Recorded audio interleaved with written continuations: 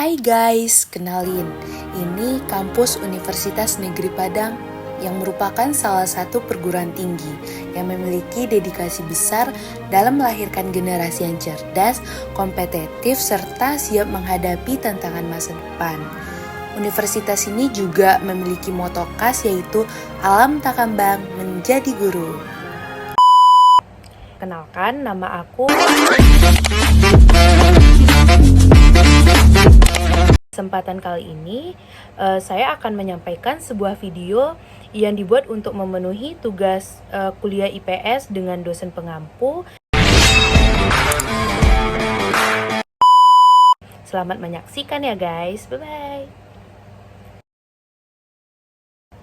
Baiklah, di sini saya akan menjelaskan 3 materi. Materi yang pertama, konsep dasar dan ruang lingkup kajian IPS. Yang kedua, perkembangan dan pendekatan IPS. Yang ketiga, komponen kurikulum dalam implementasi dalam pembelajaran IPS. Pertama, tentang konsep dasar IPS.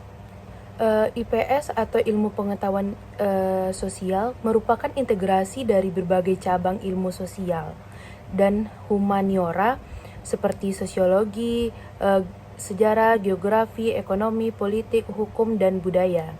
IPS dirumuskan berdasarkan realitas dan fenomena sosial dengan menggunakan pendekatan interdisipliner. Sebagai bidang studi di sekolah, IPS mempelajari kehidupan manusia dalam masyarakat serta hubungan atau interaksi manusia dengan fisik maupun sosial.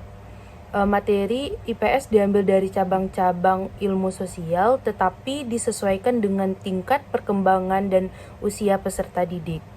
Pembahasan yang kedua tentang kedudukan IPS dalam struktur ilmu pengetahuan, di mana IPS di Indonesia mulai dikenal sejak 1970-an dan secara resmi masuk dalam kurikulum 1975. Kedudukannya bukan sebagai disiplin ilmu tersendiri, tetapi melainkan sebagai mata pelajaran yang mengintegrasikan cabang-cabang ilmu sosial seperti sejarah, geografi, dan ekonomi.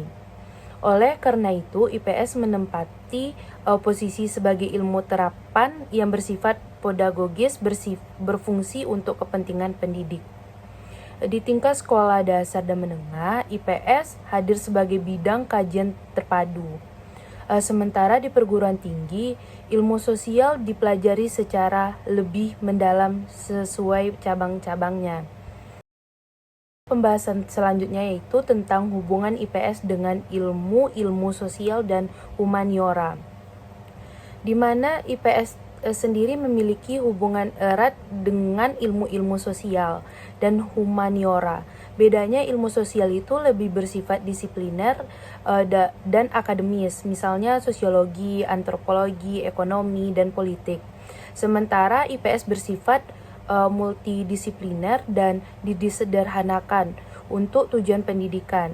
IPS mengambil konsep-konsep dari ilmu sosial dan humaniora, lalu mengintegrasikannya untuk dipelajari di sekolah. Dengan demikian, IPS juga dapat dipandang sebagai penyederhanaan dan pedagogisasi dari ilmu-ilmu sosial dan humaniora agar sesuai dengan kebutuhan pembelajaran peserta didik.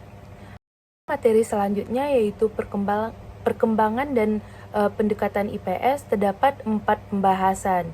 Yang pertama yaitu tentang perkembangan dan pendidikan IPS itu di Indonesia mengalami perkembangan yang cukup dinamis dari satu kurikulum ke kurikulum berikutnya. Tujuan utamanya selalu sama, membekali siswa dengan pemahaman tentang masyarakat, hubungan sosial, sejarah, ekonomi, budaya, serta bagaimana menjadi warga negara yang baik. Namun, cara penyampaian materi pendekatannya terus diperbarui agar relevan dengan perubahan zaman, termasuk globalisasi dan tuntunan abad ke-21.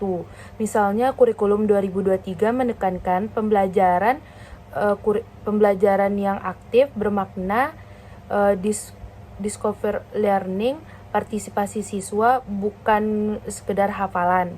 Kurikulum Merdeka memberi banyak fleksibilitas pada guru dalam memilih metode dan sumber belajar sesuai konteks lokal dan kebutuhan siswa. Dan selanjutnya tentang substansi pembelajaran IPS. Yang pertama, fakta sosial, sejarah, budaya, dan ekonomi. Yang kedua, kesadaran kewarganegaraan dan karakter.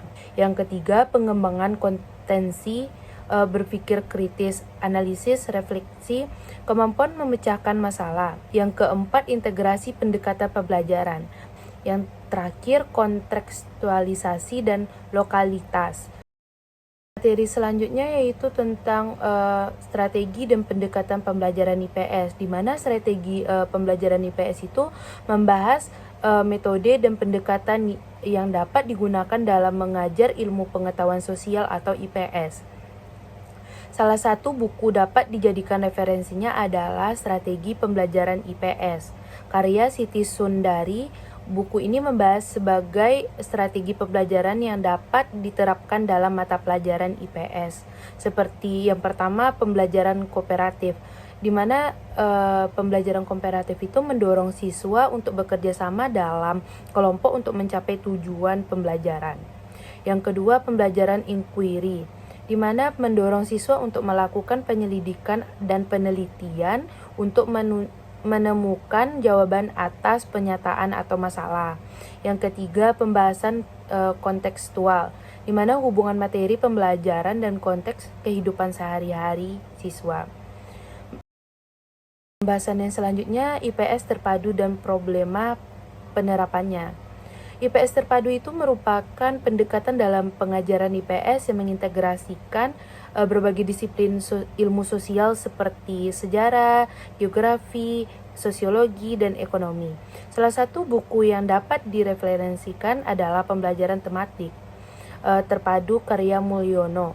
Buku ini membahas tentang konsep, prinsip, penerapan pembelajaran tematik terpadu dalam konteks pembelajaran IPS. Problem penerapan IPS terpadu, yang pertama, kurangnya pemahaman guru. Kedua, kesulitan mengintegrasi materi. Yang ketiga, keterbatasan kemampuan guru. Materi selanjutnya yaitu tentang komponen kurikulum IPS dan perencanaan pembelajaran. Terbagi menjadi dua pembahasan. Yang pertama tentang acuan pengembangan pembelajaran. Yang pertama, standar proses, di mana perencanaan, pelaksanaan, penilaian, dan pengawasan. Yang kedua, standar isi, terdiri dari materi sosial, budaya, ekonomi, sejarah yang kontekstual. Yang ketiga, standar penilaian, terdapat tes per portofolio, proyek, observasi, penilaian diri.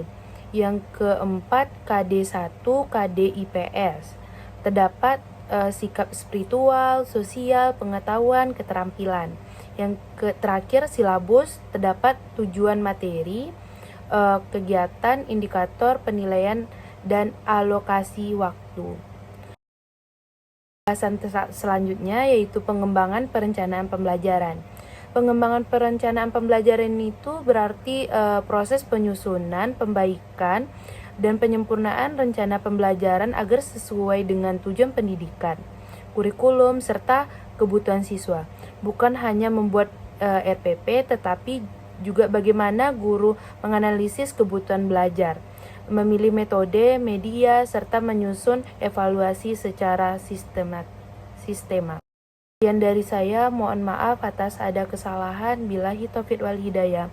Wassalamualaikum warahmatullahi wabarakatuh. Bye-bye.